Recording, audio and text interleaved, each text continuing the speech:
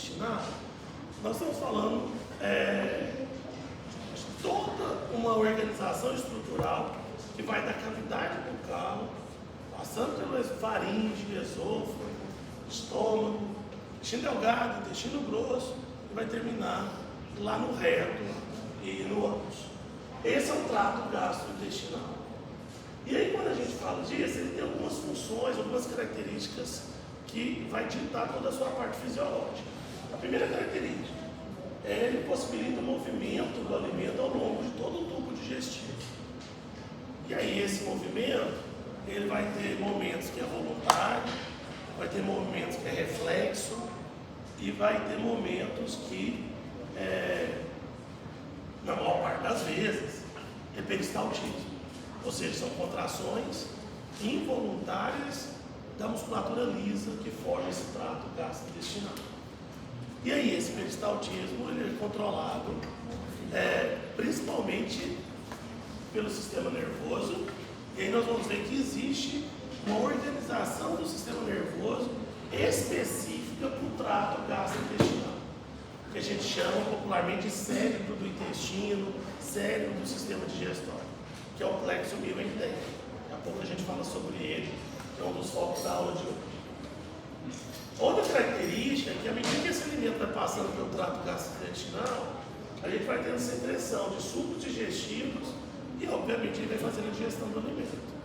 Não é todo local que tem secreção de sucos digestivos, basicamente começa no estômago. Com exceção da boca, que tem a saliva, daí para baixo até o estômago, a gente não tem secreção de substâncias digestivas. A digestão é mais mecânica. Agora, a partir do estômago, a gente vai ter a parte química mais forte atuando. A absorção dos produtos, água, eletrólitos, aí quando a gente fala de absorção, o ponto principal é o intestino delgado. 90% da absorção dos nutrientes é no intestino delgado. O que sobra é no intestino grosso.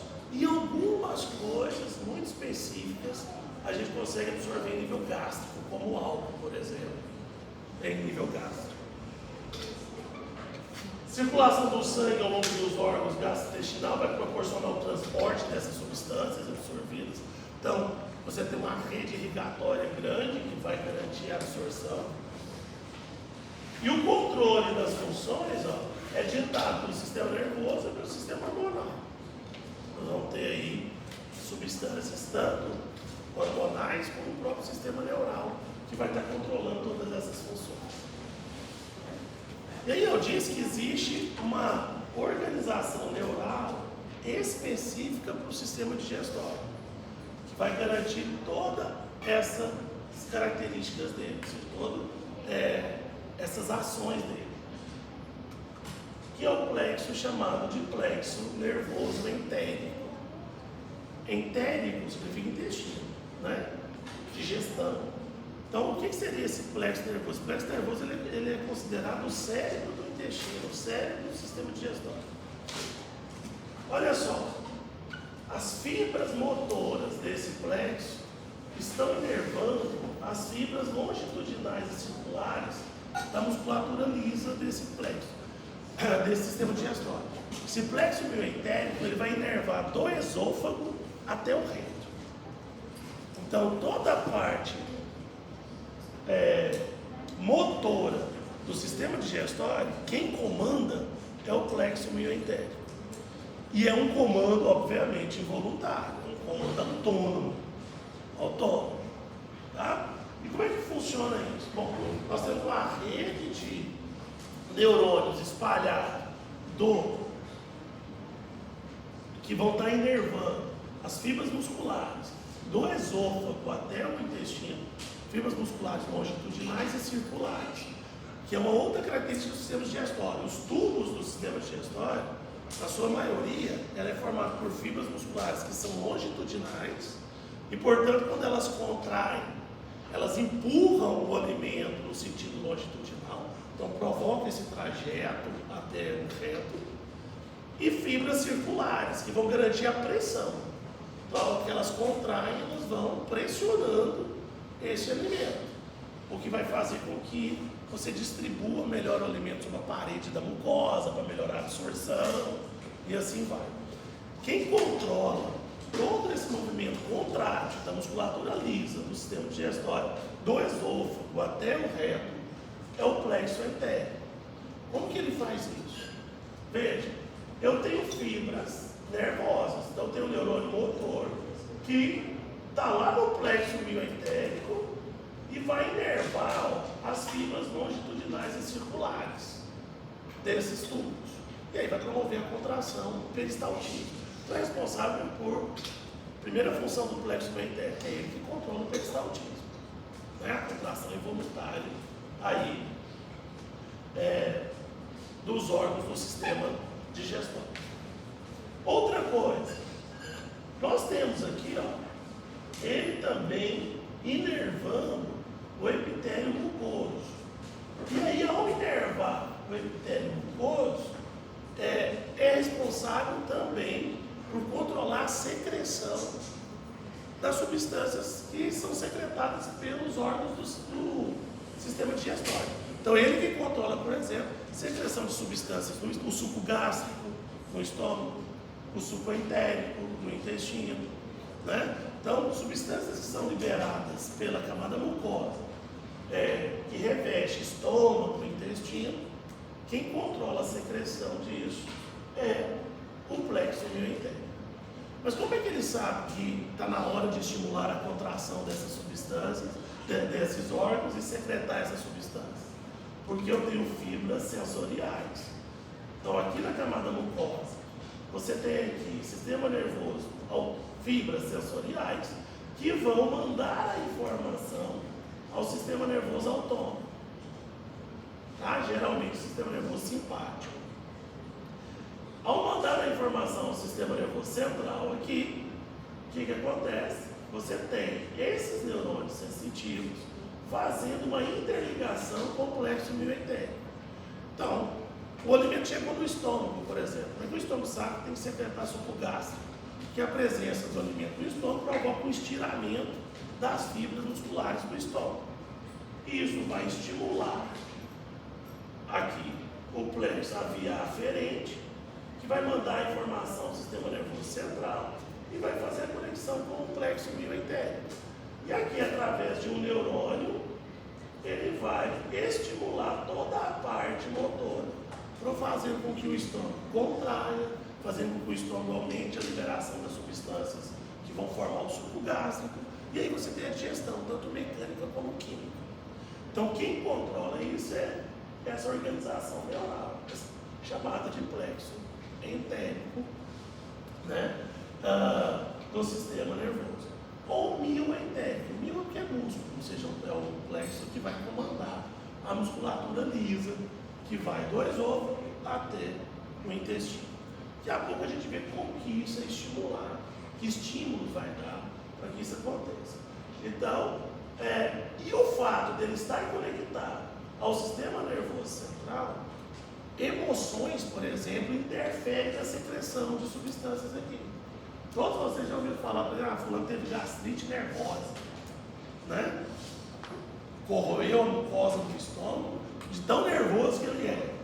A maior parte da gastrite não é gastrite nervosa, é provocada pelo H. pylori, uma bactéria. Mas existe sim a possibilidade de desenvolver uma inflamação gástrica, né, por estresse. Por quê? Porque o sistema nervoso central, ao ser estimulado, veja, você pode estimular o plexo mioentérico e o plexo mioentérico manda liberar aqui suco gástrico. E às vezes você está liberando suco gástrico num estômago vazio, ou um excesso de suco gástrico proporcional que você precisaria digerir, e isso pode corroer a mucosa gástrica, apesar de toda a proteção que ela tem, né? Então, é um exemplo de como o sistema nervoso ele estimula esse plexo mioentérico. Uma outra coisa que a gente vê ele estimulando é, por exemplo, o simples fato de você pensar na comida, principalmente se for uma comida de seu agrado, o seu estômago já prepara para receber esse alimento.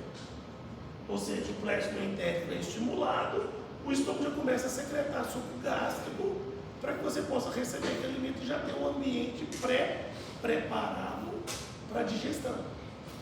Tanto que, se você está com o estômago vazio e está com fome, dependendo do alimento que você imagina que você teria vontade de comer, ou você sente um cheiro de um alimento, muitas vezes a gente fala assim, nossa, esse cheiro está tão bom, deu até dor no estômago.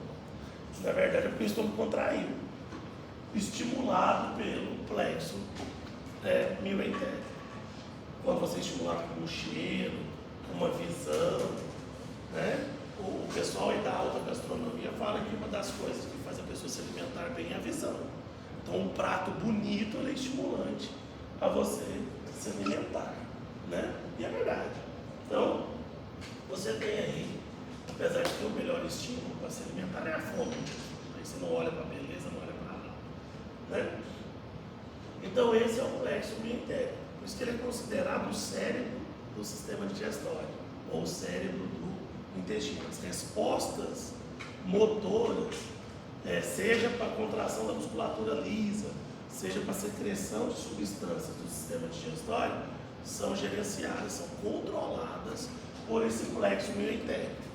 E ele sofre influência tanto da presença do alimento naquela cavidade, naquele órgão, quanto do estiramento das fibras musculares, que você tem como resposta a contração dessas fibras, assim como das emoções, do sistema nervoso central, ou seja, tudo o influencia, certo?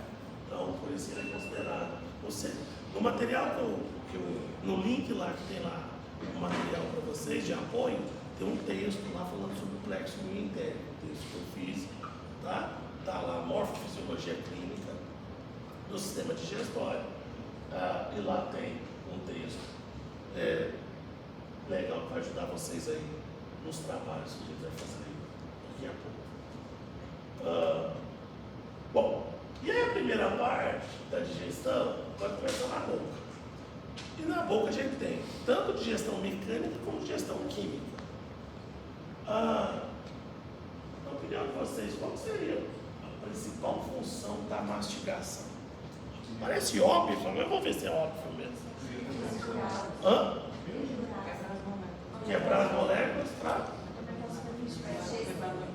facilitar a digestão. Quanto mais você mastiga, mais você consegue. Tá, então vamos lá.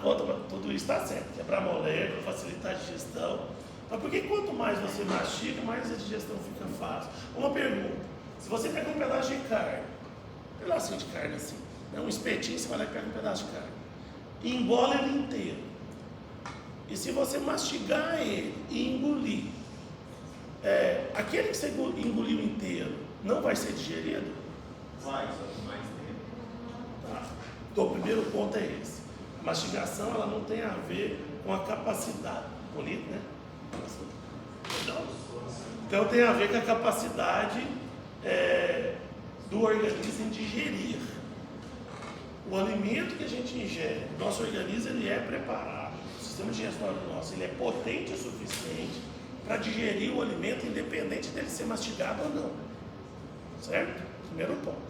Então se você deglutir inteiro, ele vai ser digerido ou não. Agora, ao mastigar, o que a gente faz? Vamos voltar lá no plexo mioentérico. Quanto mais tempo você fica mastigando, primeiro, você está com o alimento em contato com as papilas gustativas, então você está sentindo o gosto do alimento.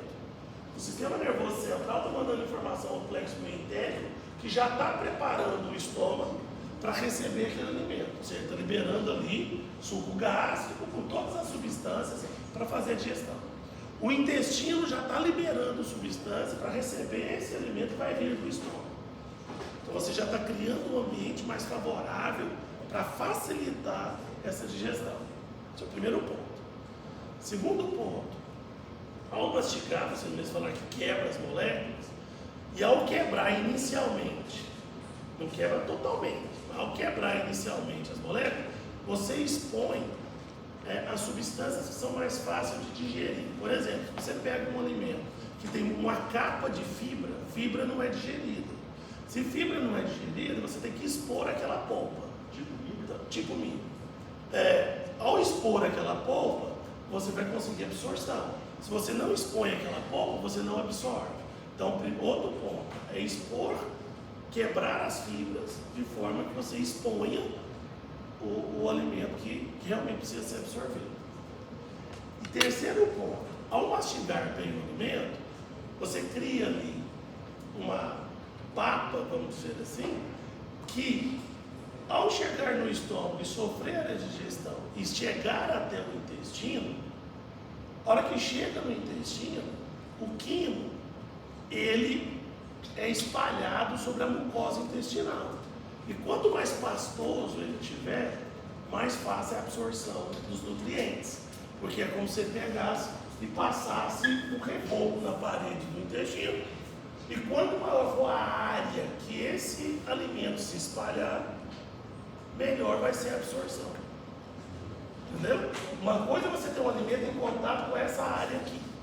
Outra coisa é você fazer isso aqui com ele, na parede do intestino. Então, quanto maior a área de contato com a mucosa intestinal, maior a área de contato com as microvilosidades, maior a absorção você vai ter. Por isso que, em termos de esvaziamento gástrico e absorção, você tem uma ordem aí: líquido, pastoso e sólido.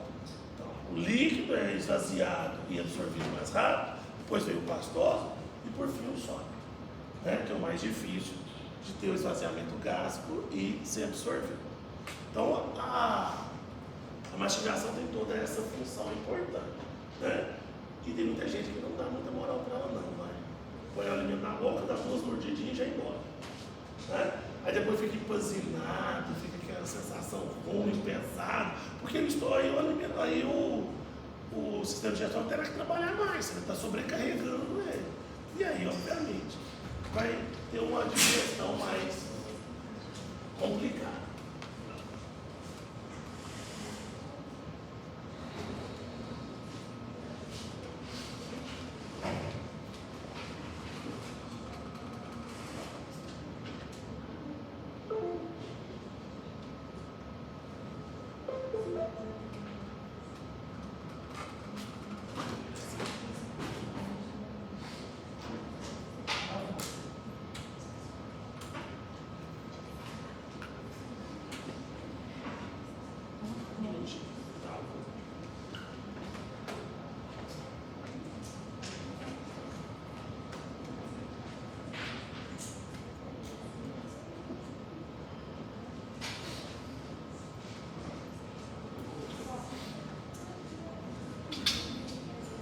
Bom, então vamos lá.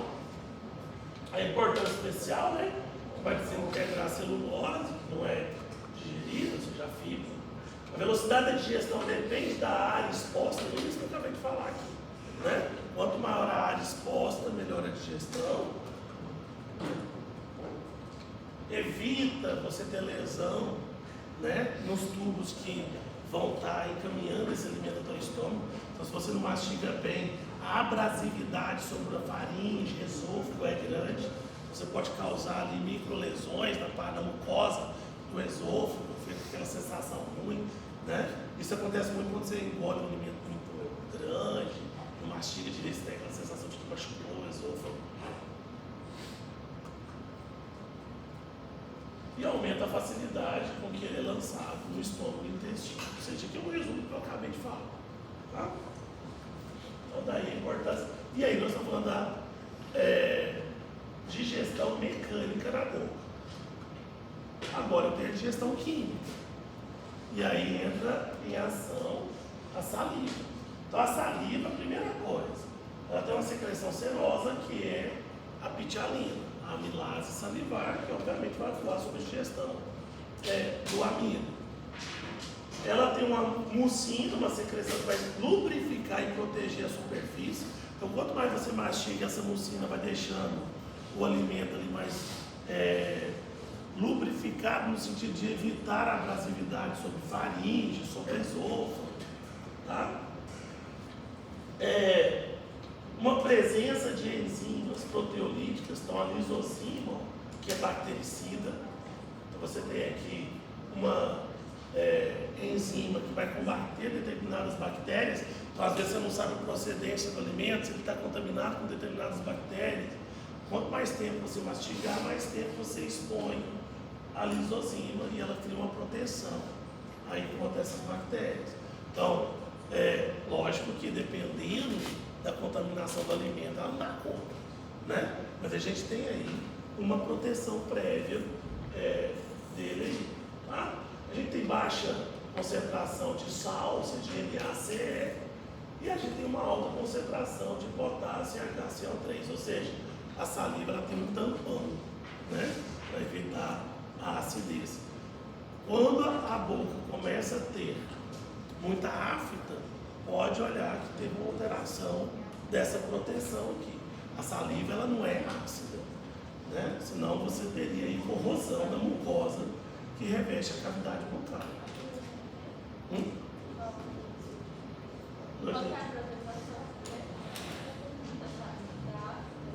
Não, o que eu estou falando é o seguinte, ela tem alta concentração de HCO3, ou seja, que é um tampão, né? Nós vimos aqui em respiratório, o HCO3 age com hidrogênio, forma H2O e CO2, então tampona, você evita a acidose. Então, quando você começa a ter muita afta, é porque essa proteção não está acontecendo. E aí provavelmente você está tendo algum refluxo gástrico, por exemplo. Ou você está comendo algum alimento que está alterando demais a acidez da saliva. Então a saliva ela não vai causar corrosão, não deve causar lesão na mucosa gástrica, tá? Porque ela não é ácida o suficiente. Olha aqui, ó. 6 a 7. O controle nervoso da salivação, então, é dado pelo sistema nervoso autônomo, né? E aí, como que acontece? Quando você tem ali estímulos, ó, gustatório tátil, ou seja, o alimento está em presença na boca e tem um gosto favorável, né? Você vai ter estímulo do sistema nervoso parasimpático que vai promover a liberação de saliva, tá? Vai promover a liberação de saliva lá nos núcleos salivatórios do tronco encefálico, lá na região do sistema nervoso central.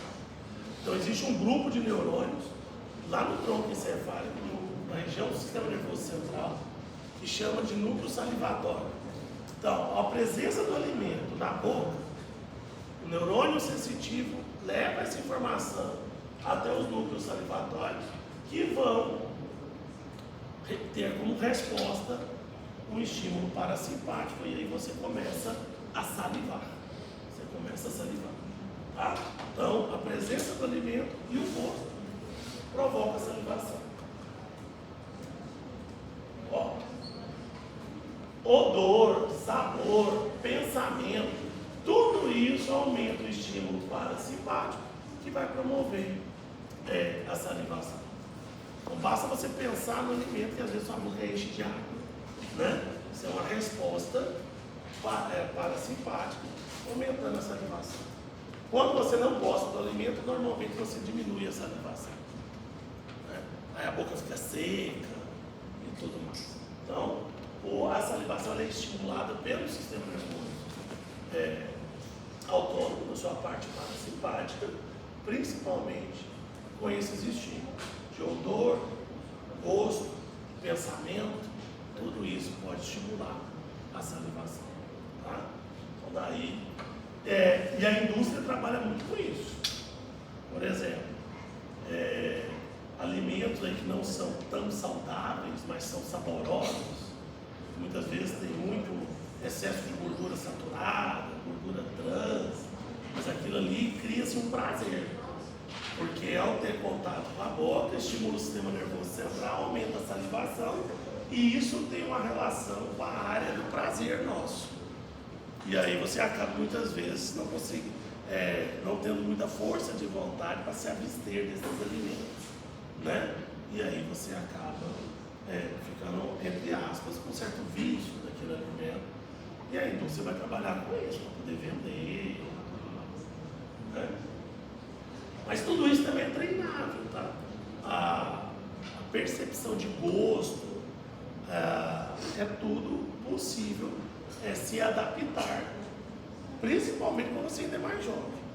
À medida que a gente envelhece, a gente perde o que a gente chama de acuidade gustativa. Ou seja, o idoso, ele tem mais dificuldade de sentir sabores e de distinguir sabores. Esse é um dos grandes problemas, por exemplo, para controlar a pressão arterial, né? Eu lembro de eu falar, quando a gente falou de sal, que o idoso ele vai perdendo a acuidade gustativa. Então, às vezes, uma comida que está bem temperada, ele fala que está sem graça, ele taca mais sal. Serve para açúcar. Aí aumenta mais a pressão. Exatamente. Isso serve para açúcar. Só que esses estímulos são captados pelas papilas linguais, que são os nossos receptores gustativos. E elas têm limiar de excitação que podem sofrer influência do estímulo. Então, se você expõe uma criança, por exemplo, desde cedo a muito açúcar, muda o limiar de excitação dessas papilas, e para ela sentir o gosto doce, ela precisa de açúcar. E aí ela não consegue comer ou tomar um bolinho sem açúcar, porque acha que está sem graça, né? Aí as pessoas começam a colocar, por exemplo, açúcar no suco de laranja, que já tem um índice glicêmico alto, a laranja por si só. E aí vai lá e ainda coloca açúcar, né? Acabando com o suco da fruta. Porque você pega o suco da fruta e coloca açúcar, você está destruindo a fruta, né? E assim vai. Então, isso é uma coisa que tem que ser ficado atento. Bom, uma vez passado por essa fase da salivação e da digestão mecânica, mastigou, triturou aquele alimento, ele misturou ali a pitialina, então começou a degradar o amido, e aí chama a atenção de vocês, que muitas vezes a gente fala assim, o carboidrato começa a digestão na boca, e lá é feita a primeira quebra através da amilase, da pitialina. Só que a ação dela não termina na boca. Ao formar aquele bolo alimentar ali, ela fica misturada e ela continua a sua ação no estômago. Tá? Então ela começa na boca, mas ela continua a sua ação no estômago. Mas uma vez feito isso, eu tenho que direcionar esse bolo alimentar para o estômago. A partir do momento que o alimento foi triturado, misturado a essas substâncias da saliva no primeiro momento, isso a gente passa a chamar agora de bolo alimentar. Então aquilo que está na sua boca, não precisa ser deglutido, é o bolo alimentar, né? E ele vai ser direcionado ao estômago através do processo de deglutição. Só que a deglutição não é um processo tão simples. A deglutição, ela tem 3 fases. Uma fase voluntária, que aí a gente consegue controlá-la, depende da nossa vontade. Uma fase reflexa, que já não vai depender da nossa vontade. E uma fase involuntária, que depende menos ainda. Vamos entender isso. Qual que é a fase voluntária da deglutição? Você está lá, mastigou, você quer engolir. Aí você vai promover movimentos da língua, em que ela vai julgar esse bolo alimentar para a faringe. Você só faz isso se você quiser. Senão você pode eliminar o alimento. Você precisa deglutir. Então essa é a fase voluntária, controlada por musculatura esquelética. Certo? Essa é a primeira fase. Mas uma vez que você iniciou a deglutição, você não controla mais. O contato do alimento com a orofaringe, tá, vai promover uma fase reflexa. A faringe, ela tem fibras musculares que são os chamados músculos constritores da faringe. Esses músculos constritores da faringe são fibras esqueléticas, não são fibras lisas. Eles formam como se fosse uma pirâmidezinha assim. Você tem constrictor superior, médio e inferior. A hora que o alimento entra em contato com a faringe, promove o estiramento dessas fibras. Ao estirar essas fibras, a medula envia uma resposta reflexa. E aí esse músculo contrai. E ele vai contrair de cima para baixo. Então, o alimento estando em contato com a faringe, automaticamente ela já começa a contrair e vai empurrar esse alimento para o esôfago, tá? Então, em contato com a faringe, você já não domina mais, só tem um jeito dele, ele vai embora, vai descer. No esôfago, aí já é músculo liso, então aí começa a ação do plexo mioentérico. Então, o alimento em contato com o esôfago, vai promover o estiramento das fibras musculares, longitudinais e circulares.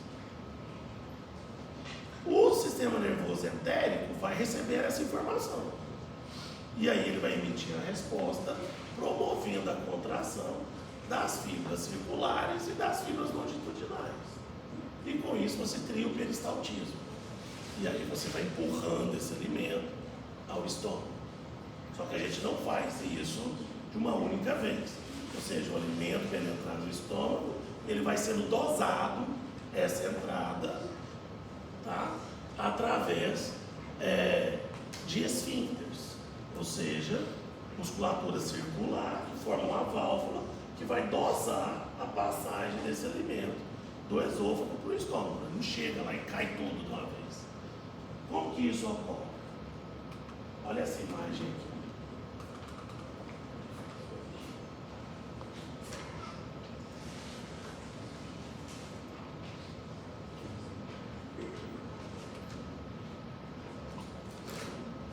Aqui, ó, nos mostra a fase voluntária.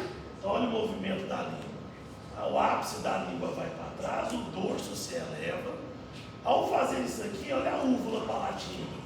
Ela fecha a passagem para nasofaringe, para o seu alimento não sair pelo nariz. Você tem o fechamento, por isso que não dá para respirar e deglutir ao mesmo tempo, né? Então você fecha aqui a passagem do ar, evitando também o refluxo de alimento na cavidade nasal.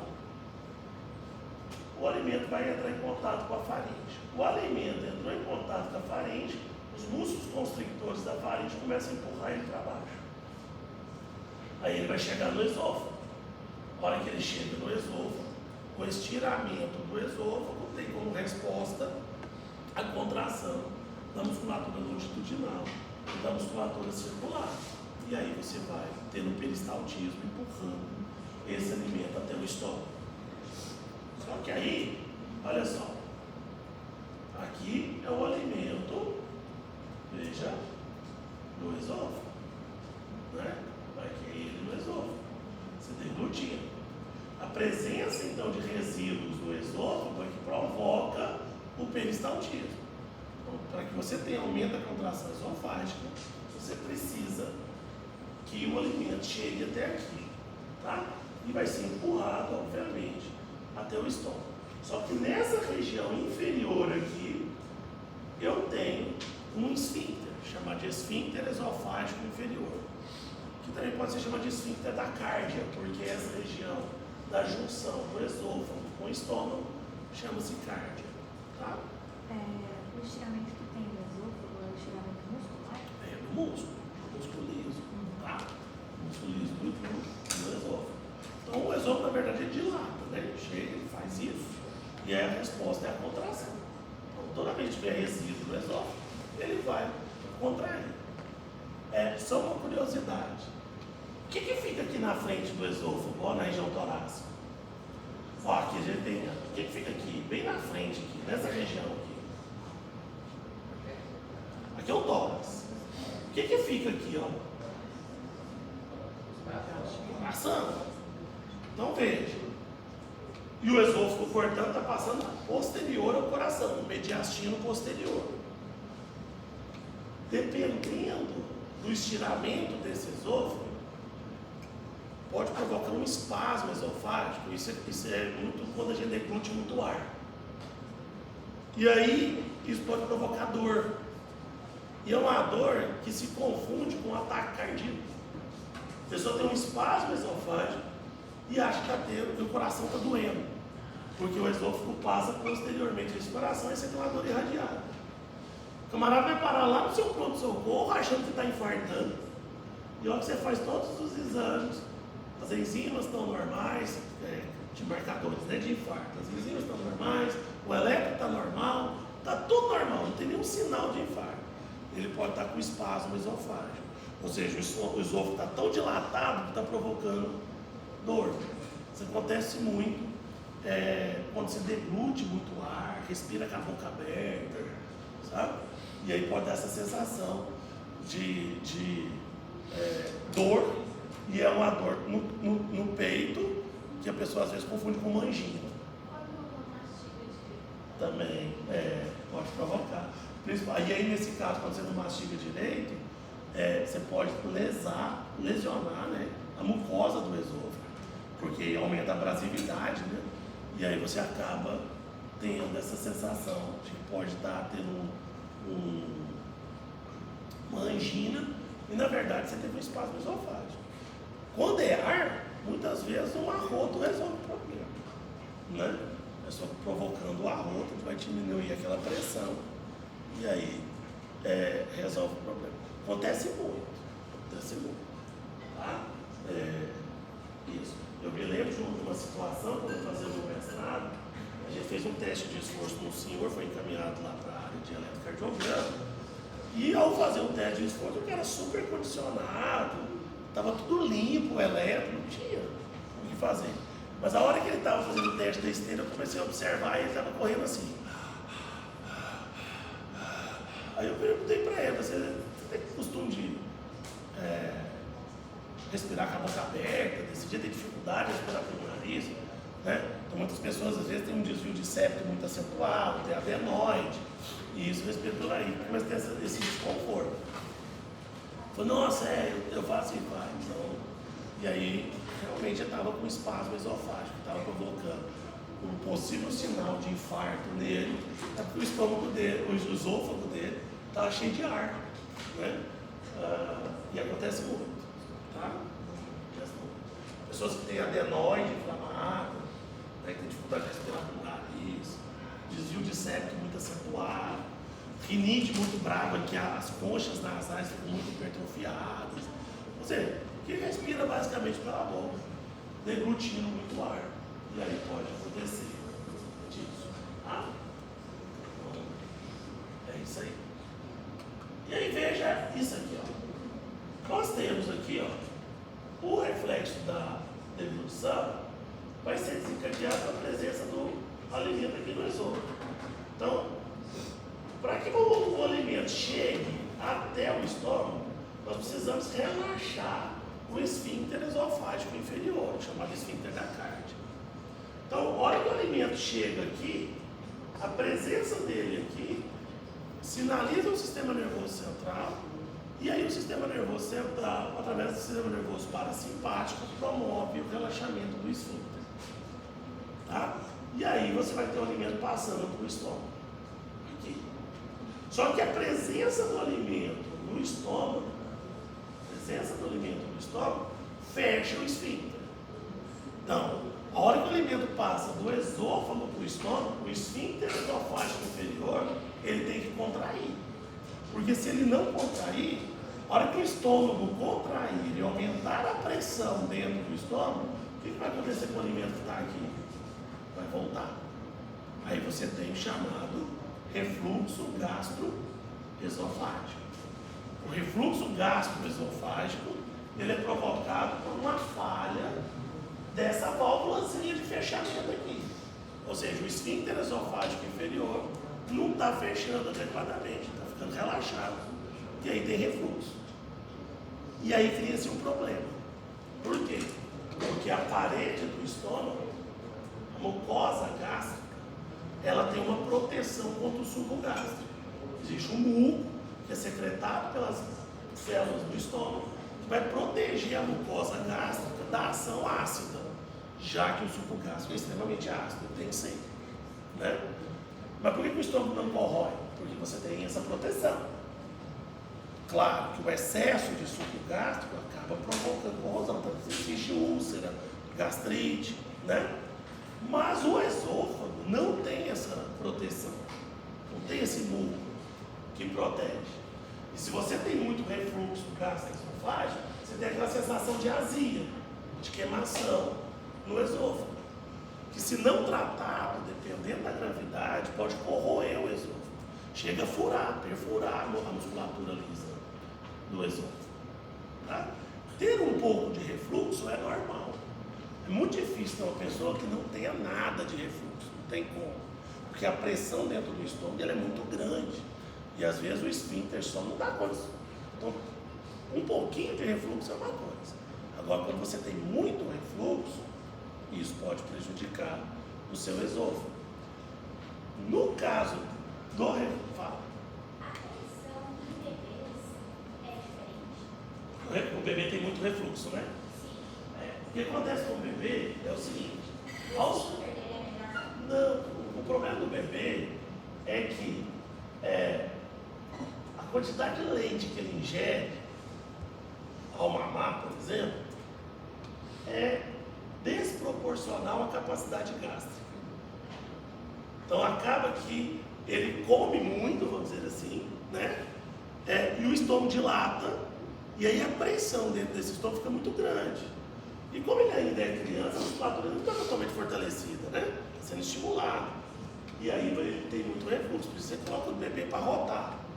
Porque para ele não ter refluxo, e esse refluxo, por exemplo, ir parar no pulmãozinho dele, né? O refluxo pode-se dizer que o refluxo é por causa da pressão. Da pressão, e a pressão intragástrica aumenta muito. Exatamente. Né? Você não pode amamentar uma criança e pôr ela para deitar logo, deixar ela numa posição, fazer ela rodar, né? Porque muitas vezes ela vai regurgitar grande parte, uma boa parte daquele leite. Né? E o adulto que tem refluxo, que foi diagnosticado com o problema do refluxo gastroesofágico, o tratamento é muito mais de hábito do que remédio. Ou seja, o adulto que tem refluxo, ele deve dormir com a cama um pouco mais elevada, né? Não deve se alimentar em grande quantidade logo antes de se deitar. Ao se alimentar, não deve deitar imediatamente. Um recurso que se usa é colocar uns tijolos na cabeceira, no pé da cama, da cabeceira, para que a cama possa ficar um pouquinho mais elevada, já que não é cama hospitalar, né? Ela fica um pouquinho mais elevada, para a hora que ele deitar, evitar que você tenha ali esse refluxo, poder diminuir esse refluxo. E idoso tem refluxo demais. À medida que envelhece, isso aí é natural. Todo idoso tem refluxo. Porque você tem um envelhecimento na musculatura. Então o esfíncter esofágico já não tem mais a mesma força, né? Então à medida que a gente envelhece, o refluxo aumenta. E principalmente o refluxo se dá quando você ingere uma quantidade desproporcional de alimentos, ou seja, come com os olhos. Então comeu com os olhos, você vai ter aquela sensação às vezes, né? De refluxo. E outra coisa que provoca muito refluxo são substâncias que vão estimular a secreção gástrica. Então, às vezes, pessoas, por exemplo, são sensíveis a polvilho, a farinha de trigo. A pessoa vai comer um pão de queijo da azia, começa a ter refluxo, né?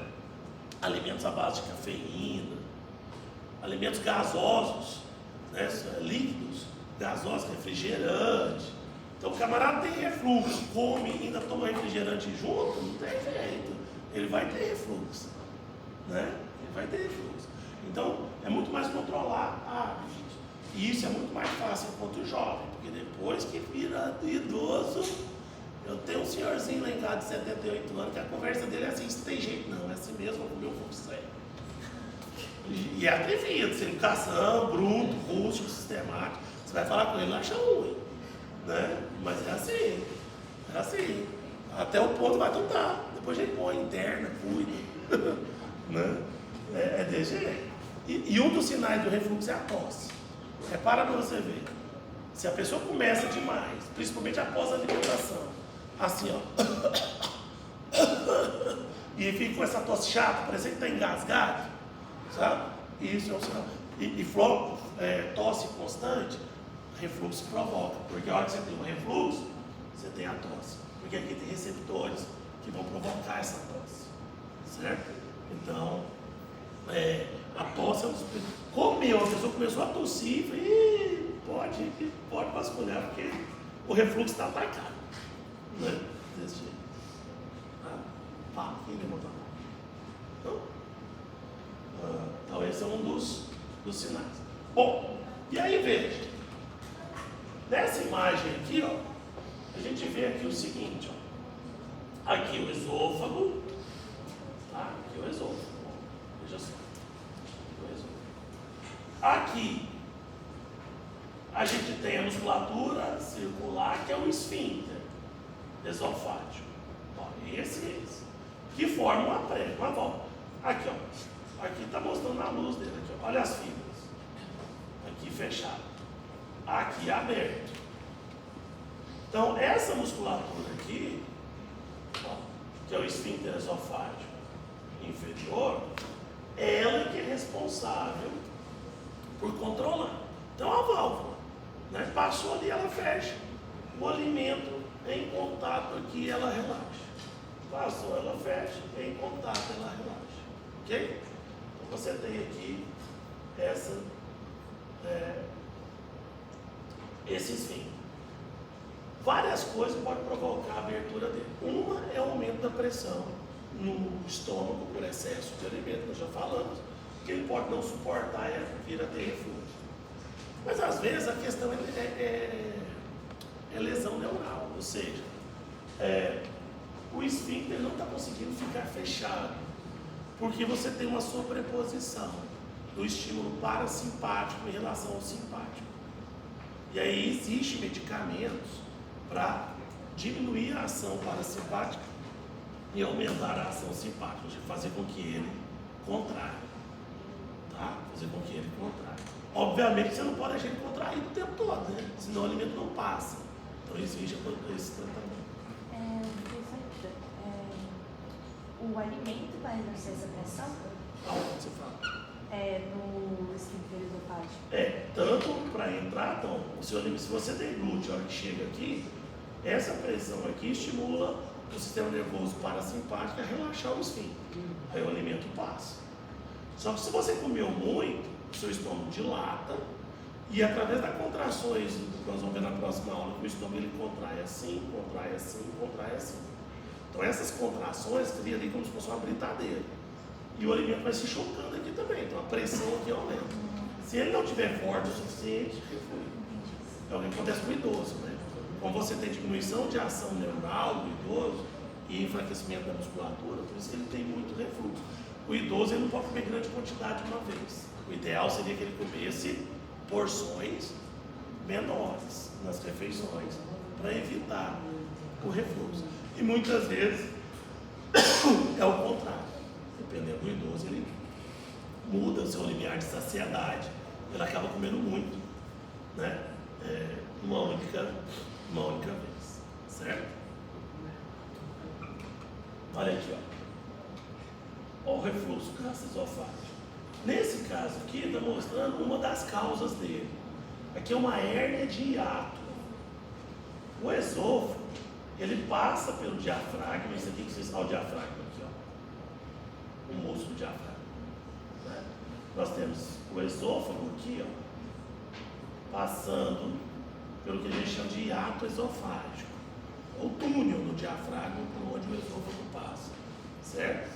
Você tem aqui o hiato esofágico. Pois bem, pode acontecer e o estômago fica aqui embaixo. O estômago tem que ficar assim, aqui é o fundo gástrico, então ele fica abaixo do diafragma. Em algumas pessoas, parte do fundo gástrico pode passar pelo hiato esofágico. Forma uma herniação. Essa é a chamada hérnia de hiato. Hérnia de hiato. A hérnia de hiato nada mais é do que uma porçãozinha do estômago que passa por tórax. Passa pelo hiato, por tórax. E aí o esfíncter não dá conta de fechar. Essa hérnia de hiato vai provocar uma doença do refluxo gastroesofágico violento. No caso de hérnia de hiato, tem intervenção cirúrgica. Tá? Tem intervenção cirúrgica para isso. Mas o refluxo do gastroesofágico não é provocado só por hérnia de hiato. A hérnia de hiato provoca o refluxo. Mas nem todo refluxo, na verdade a maioria dos refluxos não são provocados por hérnia de hiato. É provocado mesmo por aumento de pressão gástrica e muitas vezes por alimentos de difícil digestão. Então, por exemplo, quem tem refluxo, primeira coisa que tem que evitar, comida gordurosa. Porque a gordura, ela demora mais tempo para ter o esvaziamento gástrico. O esvaziamento gástrico, a gente vai ver em aula posterior, mas só para esclarecer, ele segue uma ordem de acordo com a característica do alimento. Então, o que sai do estômago primeiro? Água, líquido. Depois, alimentos pastosos, depois alimentos mais densos. Ok, mas dentro dos alimentos a gente tem carboidrato, proteína e gordura. Nessa ordem, o carboidrato sai primeiro, a proteína vem depois e a gordura é a última a conseguir sair. Demora mais tempo a ser triturada. Então, quanto mais gordura você come, você tem aquela sensação de saciedade por mais tempo.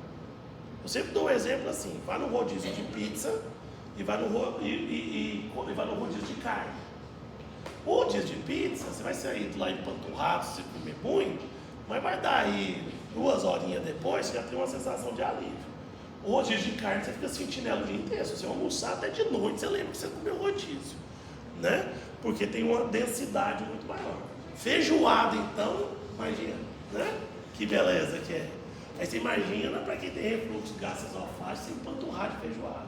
Então, quando você tem um alimento muito rico em gordura, isso também primeira coisa que deve ser evitar no paciente que tem refluxo gastroesofágico é cortar dele, na verdade é orientá-lo a ter muita parcimônia, muito cuidado na ingestão de alimentos gordurosos.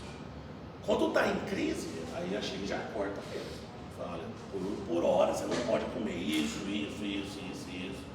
né? Porque senão só vai agravar o quadro. E lembrando, se tem refluxo, a chance de desenvolver esofagite é grande. Porque aí você pode desenvolver, normalmente nessa região do esôfago aqui, ó, logo nessa região, próximo ao esfíncter da cardia, você tem inflamação. Então a pessoa que tem um refluxo muito acentuado, ela pode ter gastrite, inflamação da mucosa gástrica, como ela pode ter também, junto com isso, uma esofagite. E aí ela tem aquela sensação de azia com muita frequência. E aí entra no omeprazol da vida, alterando todo a homeostase do estômago, né, para provocar um alívio, mas sendo que a causa não está sendo tratada. Então, se ela não mudar os hábitos alimentares, principalmente, a esofagite não vai ser curada, a gastrite não vai melhorar.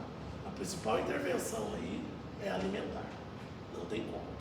Você tem que tirar o agressor, né? Senão, não funciona. A gastrite seria só uma inflamação ou teria... Não, a gastrite, ela é inflamação.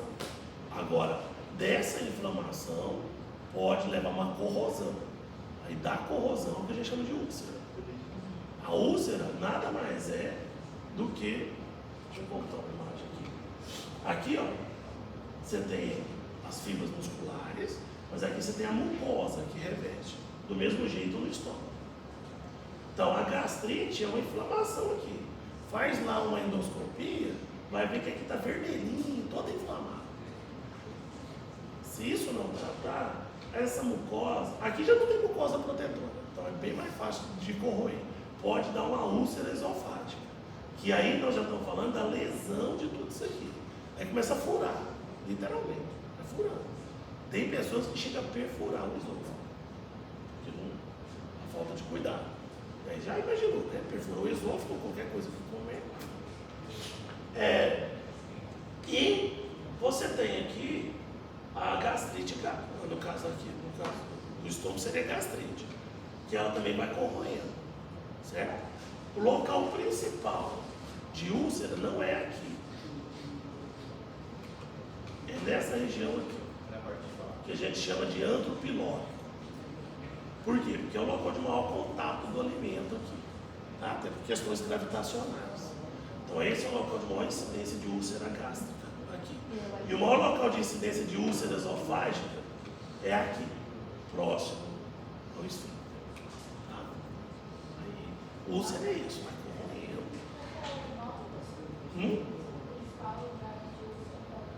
Úlcera gástrica?